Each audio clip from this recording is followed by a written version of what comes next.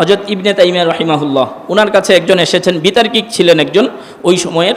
উনি এসেছেন, ভেতরে নানান রকমের অস্থিরতা ওনার, কোনোভাবে উনি কি করতে পারেন না, মানে স্বস্তি পান না। তো ইবনে তাইমিয়া রাহিমাহুল্লাহর কাছে এসেছেন, এসে বলেছেন যে আমার তো এই অবস্থা।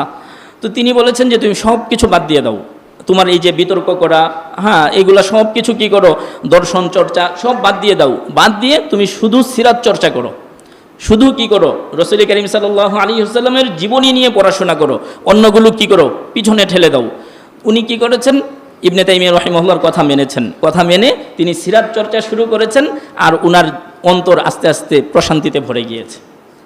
এই জন্য সিরাত চর্চা এটা যেন আমাদের জীবনের প্রধান এবং প্রথম অনুষঙ্গ হয়।